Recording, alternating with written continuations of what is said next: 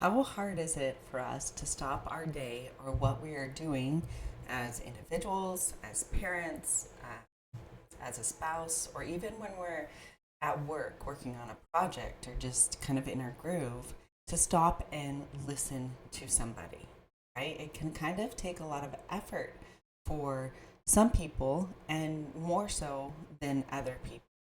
And for children, they really don't have that feature where they quite understand. Sometimes we have other things going on when they need to be listened to. And of course, there's certain ways that we can listen to our children to help them feel better. And oftentimes, these are just the exact ways that we, as human ourselves, want to be heard as well. Welcome to another episode in parenting, the areas emotional safety, creating a safe place to feel, listening to understand, not to correct. So, listening seems simple, but most of us were never really taught how to listen. We were taught how to respond, explain, correct, or fix. But true listening is about understanding what your child is really trying to say beneath the behavior or the words. Kind of like being a detective for a parent when sometimes we don't always have the capacity to be one. So we kind of have to remember to take a moment to breathe ourselves before we respond. So when your child feels heard, they feel safe, just like us. When they feel safe, they open up, again, just like us. And that's where connection grows. In this episode, we're exploring what it means to listen with empathy instead of instruction and how to respond in a way that helps your child feel seen, not managed. So, the difference between hearing and holding. When your child comes to you upset, it's easy to slip into what is called the fixing mode. They say, "No one played with me today." And before they even finish, we jump in with, "Well, did you try asking them? I'm sure it'll be better tomorrow." We think we're helping, but in the moment, what they hear is, "You're not listening." Listening to understand means slowing down long enough to hold their experience without correcting or rescuing it. So try this instead. "That sounds really hard. You felt left out today. I can see why you're sad." When you meet emotion with understanding, you give your child permission to process it instead of burying it. So now reflective listening, the bridge to communication. Reflective listening is one of the simplest, most powerful tools for emotional safety. It means repeating or paraphrasing what your child says, not robotically, but with your warmth and empathy. So here's an example. Your child may say, "You never listen to me." And your response could be, "You feel like I don't really hear you right now." How many times have we probably felt that we have been in that situation, not only maybe with our child, but with a partner as well? So it's not about agreeing, it's about acknowledging. You're showing them your feelings make sense even if your actions need some guidance. And when children feel heard, their bodies relax, their defensiveness drops, and that softened space, learning, and growth can actually happen. So practice this week. When your child shares something emotional, repeat it back in your own words before adding advice or perspective. Notice how the energy changes when they feel understood. This practice takes seconds, but builds lifelong trust. So, listening beneath the words. Again, being a bit of a detective for us. And if we are already stressed or our energy has been spent, this can be really difficult. And this is where the breath comes in, the pause comes in before we decide to respond so that we're not just reacting. So children don't always have the language to express what's really going on. So emotions often show up through tone, behavior, or silence.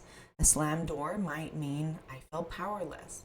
A sarcastic comment might mean I feel unheard.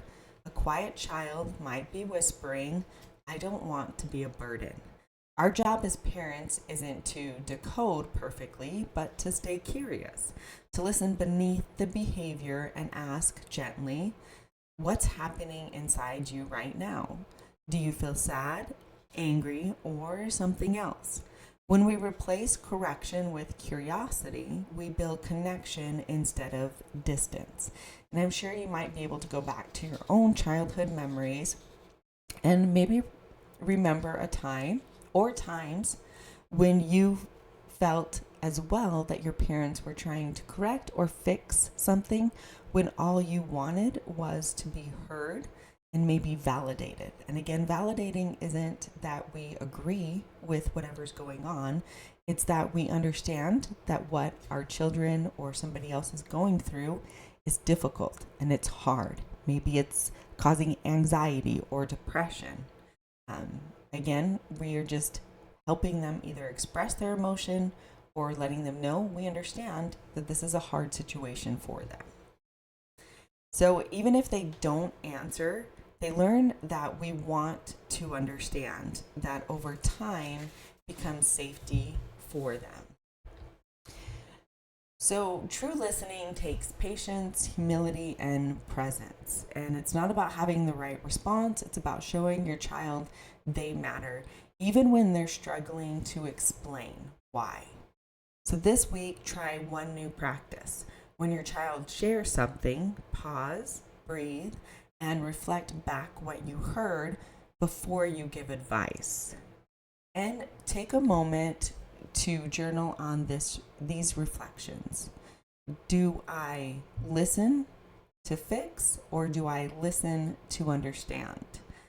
And how do I feel when someone truly listens to me? Again, when perhaps we put this into a perspective of us and what we would want in the situation, it may be easier for us to then model that behavior for our own children because they're really just looking for what we want. That's to be heard, validated, and loved.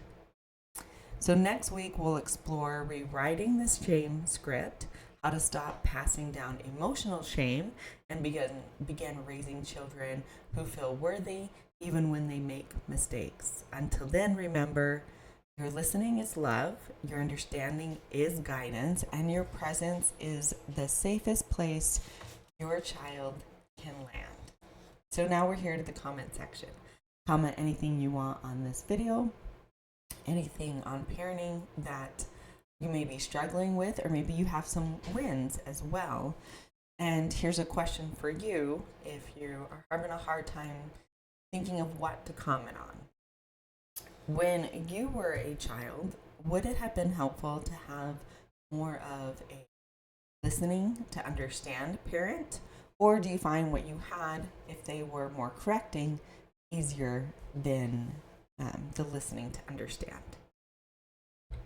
So if this video resonated with you today, take a breath before you go, let what you heard settle in, and know you're not alone on this journey, and you definitely don't have to do it all at once. If you're feeling like it, give this video a like so other people can find it. Share it with somebody who you think may benefit from it, and subscribe for new content of week and every day. And here we do tiny steps, real talk, and honest healing. I've also created some journals to go right along with these videos. Again, they're just hand in hand to help us increase healthy behaviors, become aware of some behaviors that maybe we're not aware of, and to hopefully decrease unhealthy behaviors that we may have. There's journals for adults, workbooks, and a children's book for children. And the link is in the post for you. And once again, I want to say thank you so much for taking the time to listen to this video. I hope you have a great day.